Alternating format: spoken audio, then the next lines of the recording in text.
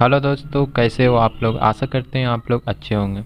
दोस्तों, हम लोग इस वीडियो में बिहार बोर्ड का क्लास 8 का इतिहास, जिसका नाम है, इतिहास का बुक का नाम है अतीत से वर्तमान, उसका आज हम लोग अध्याय 2 भारत में अंग्रेजी राज की स्थापना का सारा प्रश्न अभ्यास इस वीडियो में सॉल्व करेंगे। जितना भी इसमें अभ्यास है अभ्यास का प्रश्न है, सारा इस वीडियो में इसका प्रश्न उत्तर करेंगे। तो चलिए वीडियो स्टार्ट कर लेते हैं दोस्तों। तो दोस्तों, सब पहला प्रश्न है, आइए फिर से याद करें में से प्रश्न 1, रिक्त स्थानों को भरिए यानी फिल इन द ब्लैंक्स है। तो इसमें कौ में है, भारत और यूरोप के बीच स्थल मार्ग से होने वाले व्यापार में खालिस्तान की महत्वपूर्ण भूमिका थी। तो यहाँ हो जाएगा अरब सौदागरों की महत्वपूर्ण भूमिका थी। नेक्स्ट है कौ में, कंपनी द्वारा खरीदा गया माल खालिस्तान में रखा जाता था। तो यहाँ हो जाएगा फैक्ट्री में रखा जाता था, उत्तर इसका फैक्ट्री हो जाएगा। अगला क्वेश्चन है ग में, एक के बाद एक कई लड़ाइयों ने मराठों को खालिस्तान कर दिया। तो यहाँ हो जाएगा कमज़ोर कर दिया। अगला क्वेश्चन है घ में, खालिस्तान अंग्रेज़ों के साथ सबसे पहले आर्थिक सहायक संधि को स्वीकार किया। तो इसका होगा उत्तर सिराजुद्दौला और शाह आलम ने। सिराजुद्दौला और शाह आलम ने। अंगा में है, खालिस्तान ने विलय नीति का अनुसरण किया। तो यहाँ हो जाएगा अंग्रेजों ने विलय नीति का अनुसरण किया। नेक्स्ट क्वेश्चन है क्वेश्चन नंबर प्रश्न 2 में, सही और गलत बताइए। तो इसमें है पहला में, इसमें ट्रू फॉल्स बताना, सही और गलत कथन। तो इसमें पहला है, यूरोप के व्यापारी भारत में अपना माल बेचने और बदले में यहाँ से सोने चांदी लेने आए थे। तो ये क्या हो जाएगा, ये गलत हो जाएगा, पहला गलत। नेक्स्ट है सेकंड में, ईस्ट इंडिया कंपनी को भारत में व्यापार करने का एकाधिकार मिल गया। तो ये सही होगा। नेक्स्ट है तीसरा में, भारतीय राज्य एकता के अभाव में एक एक कर अंग्रेजी शासन के अधीन होते चले गए। तो ये भी सही होगा, तीसरा भी सही। चौथा में है, कर मुक्त व्यापार से बंगाल के राजस्व का काफ़ी नुकसान हो रहा था। तो ये भी होगा क्या, ये भी सही होगा, सही कथन है। नेक्स्ट है पाँचवा में, कंपनी की सेना की जीत हुई क्योंकि उनके पास भारतीय सेनाओं से बेहतर तो और बंदूक थी। तो ये भी सही होगा। तो इसमें पहला गलत होगा और बाकी सब सही होगा। नेक्स्ट है, आइए विचार करें प्रश्न 1, यूरोप की व्यापारिक कंपनियां ने क्यों भारत के राजनीतिक मामलों में हस्तक्षेप करना शुरू किया। तो इसका उत्तर हम लिखेंगे, यूरोप की व्यापारिक कंपनी का मुख्य उद्देश्य व्यापार में अधिक से अधिक लाभ कमाना था।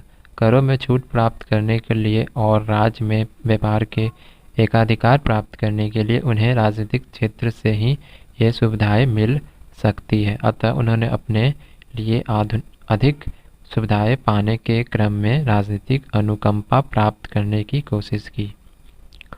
उन्होंने यह भी देखा कि भारतीय राज्य एक दूसरे से लड़ने में मशगूल हैं और उनमें फूट व वैमनस्य है।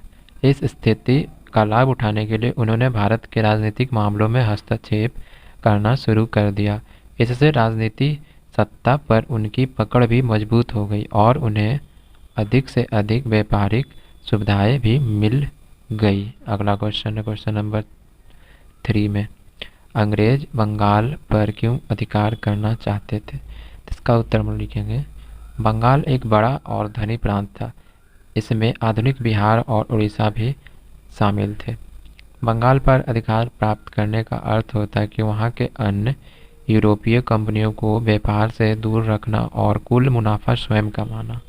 अधिक से अधिक मुनाफा कमाने के लिए बंगाल पर राजनीतिक अधिकार प्राप्त करना अंग्रेज़ों के लिए ज़रूरी हो गया था। ऐसी स्थिति बन जाने का अर्थ होता कि कंपनी राज्य में जो भी माल खरीदती उस पर उसे किसी प्रकार का कोई कर यानी टैक्स नहीं देना पड़ता। अतः इन्हीं व्यापारिक कारणों से अंग्रेज बंगाल पर अधिकार करना चाहते थे। अगला प्रश्न है प्रश्न संख्या नेक्स्ट है, क्यों और किन परिस्थितियों में भारतीय शासकों ने सहायक संधि के शर्तों को स्वीकार किया। तो इसका उत्तर में लिखेंगे, 1707 ईस्वी में औरंगजेब की मृत्यु के बाद कई नए स्वतंत्र क्षेत्रीय राज्यों का उदय हुआ था। इनमें आपसी तालमेल का अभाव था। हर राज्य दूसरों के इलाके हड़प कर अपने राज्य का विस्तार करना चाहता था। उनमें एकता के अभाव की स्थिति को देखकर अंग्रेज उन्हें अपनी आधुनिक सैन्य सहायता देना चाहते थे, ताकि वे अपने पड़ोसी राज्य से लड़कर आसानी से जीत सके। इसमें अंग्रेजों का निजी स्वार्थ तो था ही, भारतीय शासक भी इनमें अपना लाभ देख रहे थे। उन्हें उनके राज क्षेत्र का विस्तार होगा। साथ ही जो शासक या राज अंग्रेज के व्यापारिक लाभ के रास्ते में बाधा खड़ी करता था, अंग्रेज उसके खिलाफ दूसरे राज्य के सहारे युद्ध छेड़कर उसे हराकर अप्रत्यक्ष रूप से उस राज्य पर कब्जा कर लेते थे। अतः हर परिस्थिति में भारतीय शासकों को अंग्रेजों की सहायक संधि की शर्त को स्वीकार करना ही पड़ता था। अगला प्रश्न है प्रश्न संख्या 4। प्लासी और बक्सर के युद्ध में आप किसे निर्णायक मानते हैं और क्यों? इसका उत्तर हम लोग लिखेंगे। जून 1757 में मुर्शिदाबाद के पास प्लासी में बंगाल के नवाब सिराजुद्दौला के करीब 30,000 सिपाही और अंग्रेज सेना के बीच युद्ध हुआ था। बिना कोई कर दिए बंगाल में व्यापार करने का शाही फरमान अंग्रेजों ने 1717 ईस्वी में मुगल सम्राट फर्रुखासियर से प्राप्त कर लिया था, जिससे बंगाल के राजस्व को काफ़ी क्षति हो रही थी। इसी के खिलाफ सिराजुद्दौला ने अंग्रेज़ों से युद्ध किया, पर नवाब सिराजुद्दौला मारा गया। फिर उसके सेनापति मीर जाफ़र को बंगाल का नवाब बनाकर अंग्रेज़ों ने भारत में कंपनी की सत्ता की स्थापना की शुरुआत की। मीर जाफ़र ने भी जब कंपनी की अनीतियों का विरोध किया तो उसे हटाकर अंग्रेज़ों ने उसके दामाद मीर कासिम को 1760 ईस्वी में बंगाल का नवाब बना दिया।